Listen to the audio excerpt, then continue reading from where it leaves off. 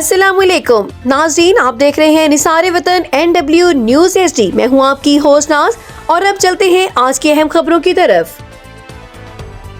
खबर शामिल करते हैं रहीम यार खान से। हनीफ अजीमी की रिपोर्ट के मुताबिक डिप्टी कमिश्नर रहीम यार खान ज़हीर अनवर जब्बा का सुथरा पंजाब टीम की खसूसी सफाई मुहिम का जायजा।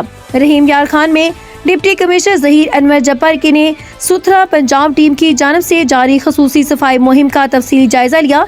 इस मौके पर मुख्तलिफ इलाकों में सफाई, कचरे के खात्मे और इजाफी झाड़ियों की सफाई के इकदामात का मुआयना किया गया। दौरे के दौरान असिस्टेंट कमिश्नर अब्दुल हनान खान और मैनेजर ऑपरेशन सुथरा पंजाब समी चौधरी भी डिप्टी कमिश्नर के हमरा मौजूद थे।